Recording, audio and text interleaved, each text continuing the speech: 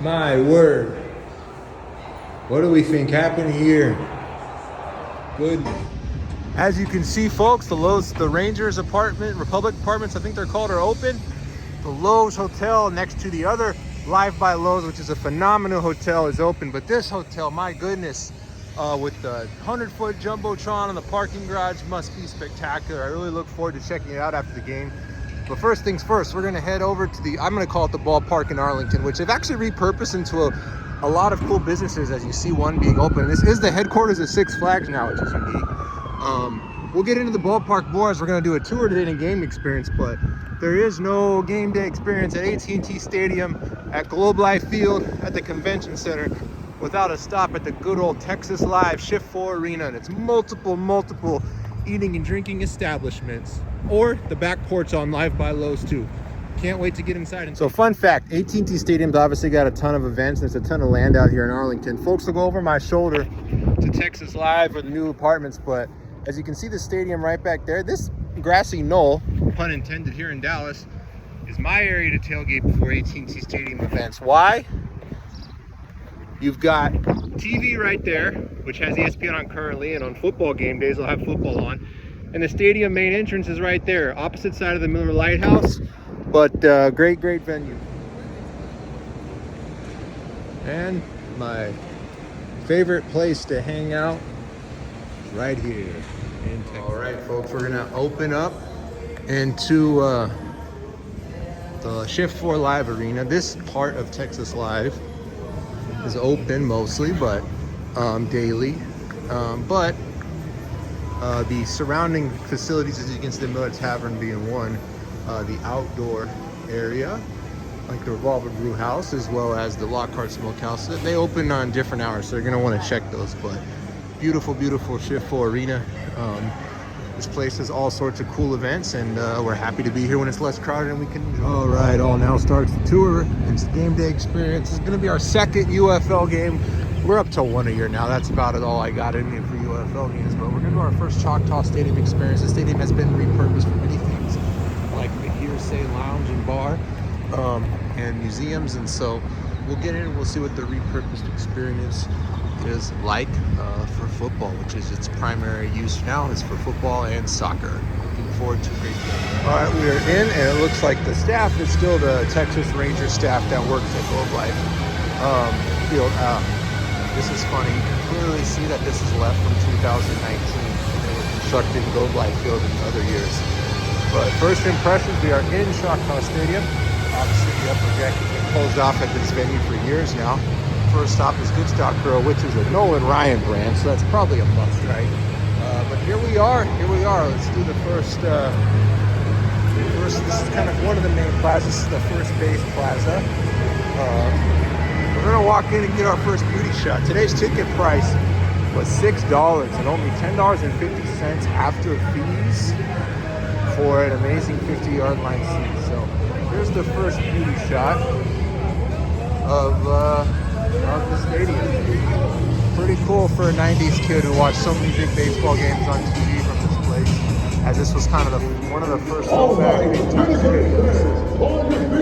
Really cool. This is the stadium we used to watch Juan Gonzalez and Pudge Rodriguez play.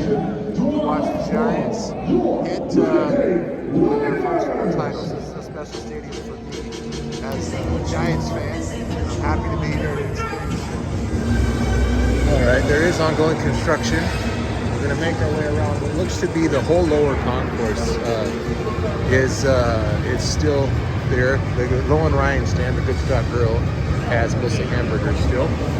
Fry 325. The menu is going up. There's the menu. Yeah, it looks like this is a specialty stand still left over from the Rangers days. The Saucy Bird is very familiar. They have the menus actually right here on the front as we make our way to what used to be the pizza section. Yeah, it's wings, and wings are always popular at sporting events.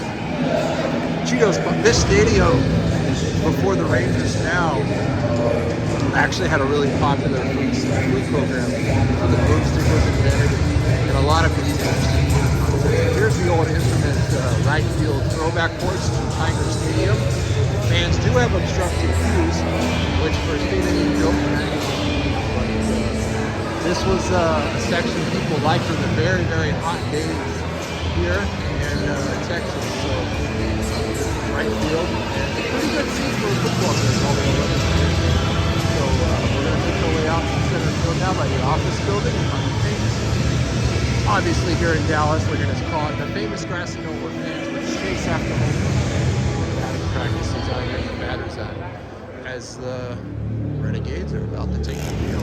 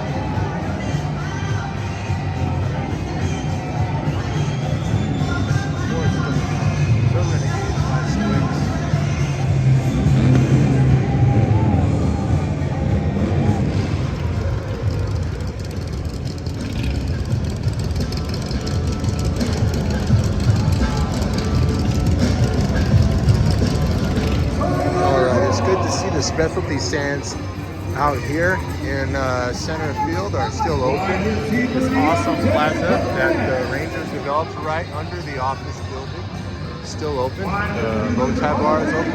34 Chop House is open.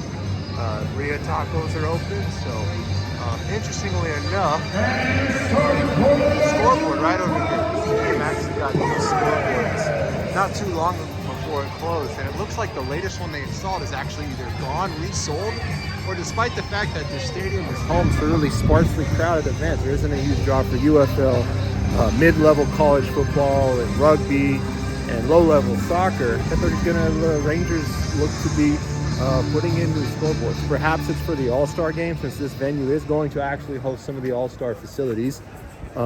Pretty cool, but we'll see.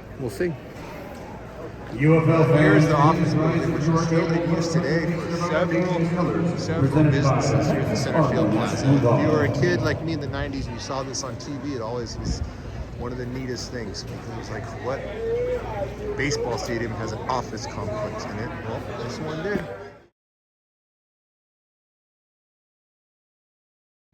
So the one thing this stadium did have when it opened was just a ton of indoor places, because they didn't build the dome, but they knew this place was hot. And so there's many indoor places to enjoy the game. There's the Batter's Eye Club right there, which I believe for this game is premium. The Jack Daniels Club right there is actually closed or inaccessible. We'll go on a little bit of an adventure to see if we can get up there. Perhaps Jack Daniels right there. If you look at the club level at the stadium, literally the club level had indoor bars with glass like up here so you can see, and that's what they called the club level. The concourse, the reason why this stadium failed was it was a few years too early before retractable roofs for the norm, and they had the right idea by putting indoor spaces. They didn't do enough. That's why this stadium ultimately, if you look at it, only lasted about 20-something years. And was generally considered a good place. That's why it failed. More cool concession stands, the James Dean bucket. That seems pretty cool. The Maryland Monroe bucket seems pretty cool. It's funny how these concession stands will take you back in time. This pattern on the wall is very, very early 1990s, which to me is pretty cool.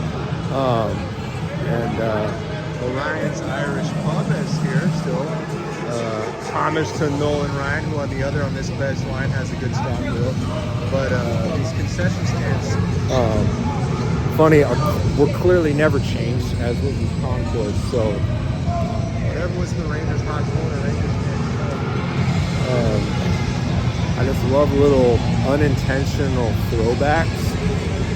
And here's how to get into the Jack Daniels Club. It looks like it's ESPN's catering today, So we're not going to be able to get in there.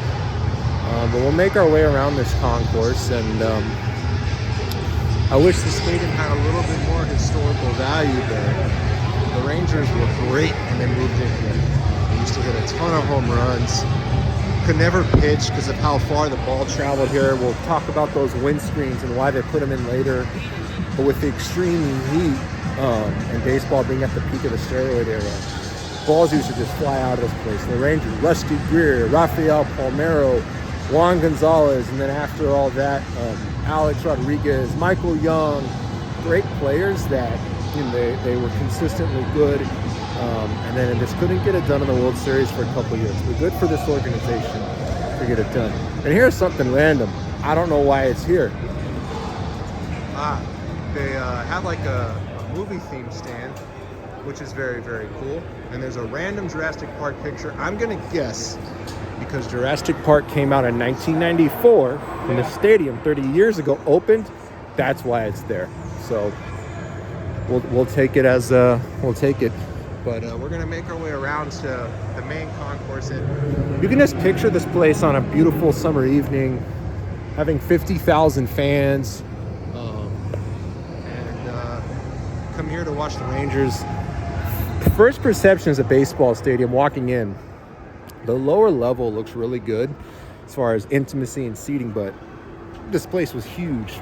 And the upper level does not look like a good seating experience. So this pretty interesting notes as we make our way around the concourse. So they do still have a craft beer place that's open with local Texas craft beers, and we're going to stop because when in Dallas, you got to get a Dallas Blonde in more ways than one. All right, we're here to keep on going again. Another Fairlanes team. It seems like this was the big theme. Stanley Rangers put in. Coop and Kennel's interesting. It's the second Irish pub I've seen at the stadium. And they do still have Choctaw Stadium pubs, so that's really cool. Moving around, kind of made the full loop now. And looks like this is the entrance to the club and luxury seating, one of the only air-conditioned parts of was an impressively hot stadium. But so it's the Renegades Club. I doubt anyone can go in there, seeing as they have ticket scanners, but we'll see. Ches mac and cheese, and it does look like they do have mac and cheese still. So yeah, this is gonna definitely, as far as if you're looking for just crazy items to get at a sporting venue that's still left at Choctaw, this is absolutely the one. Really craft macaroni and cheese and Ono Pacific Grill. It's gonna be good too. 34 Shop House, there might even still be some barbecue here. It might just be beer and wine, but they also look like they might have some barbecue still. So if you're ever at Choctaw Stadium and want to know if they're gonna keep having some of the food that this, quite frankly, Rangers were actually famous for, it's just things like a boomstick, which I believe, speaking of the boomstick, where they used to make it and they used to feature it, because very, very similar to how they used to they feature it today at Globe Life Field. But they got Hawaiian food, which looks awesome still. Can't go wrong with some beef skewers. And then might as well start talking about it now. One of the repurposed parts of this stadium, Starbucks. The Starbucks is open to the public and it's actually out there like any other Starbucks would be. There's a window facing in the stadium, so that's very, very cool. Again, another homage to Nolan Ryan, calling the Irish pub O'Ryan's Irish Pub. But the stadium has a nice restaurant. One of the club levels was repurposed to use. It is the headquarters for Six Flags and a couple other businesses, and there is typically traveling like museum expos. Museum expos typically will come to this place too. So they've reused and repurposed a lot of the building.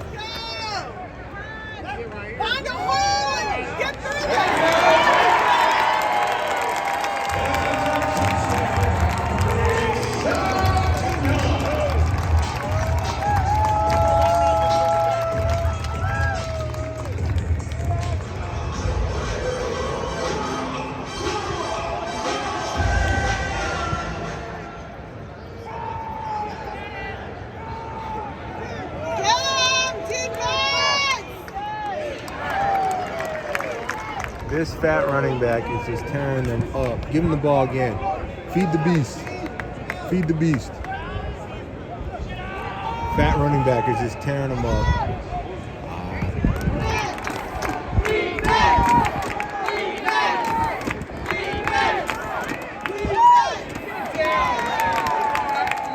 All right, this is one of those funny stadiums where there's an upper, lower deck. So section 38, where I'm sitting, is right down here, way down there. As is the exit to the concourse. But up here, there's like an upper concourse, which I love. That I'm sure during the Texas Rangers days was extremely popular because of how cool it is in the shade.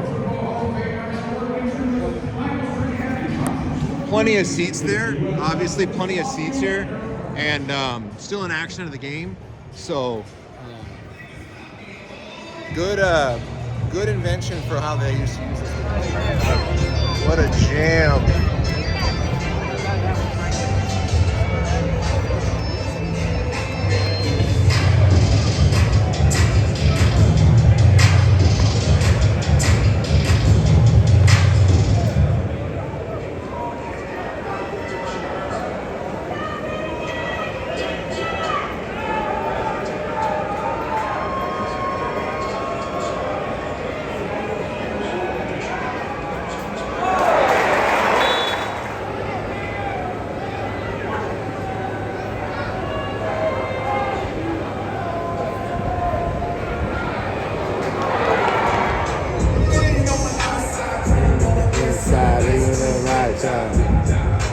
Rolling like a pink shot. Alright, I didn't look at the formation, but looks like we have a tight end and 3 wide and a running back. So okay.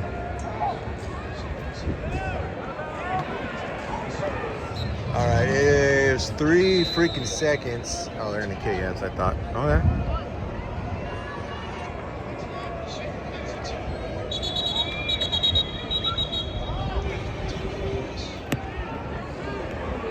We got one-on-one on the outside. Quarterback is not looking at him. Takes the easy. All right, folks. The windscreens here were something they put in very, very early in the stadium's life. I can't tell you. I need folks in the comments. Were they here to help the pitchers or the hitters? But the whole windscreens, I think they were here to help the pitchers. Gonna have to remind you.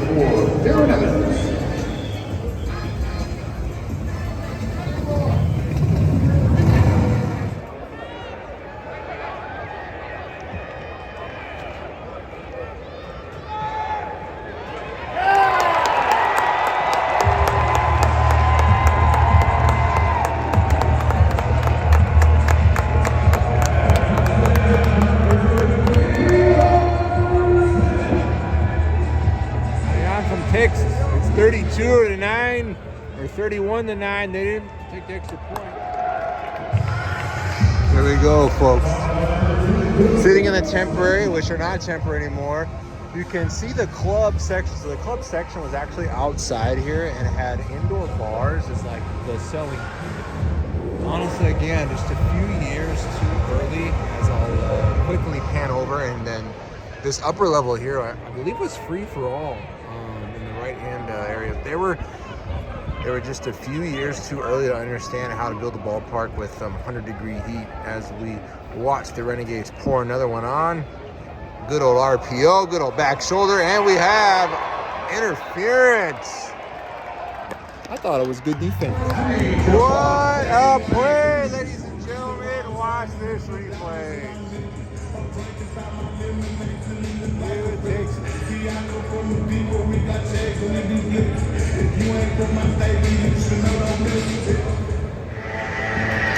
That's another Renegade first down.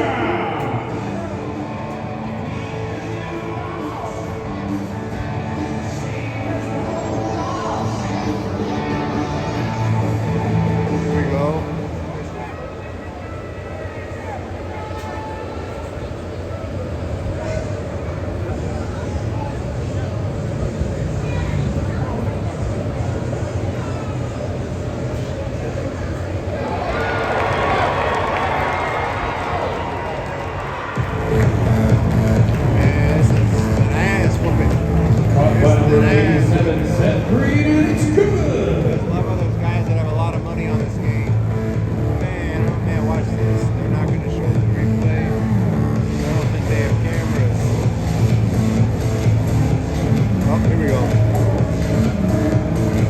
pocket, step up in the pocket, and throws a dime for a touchdown.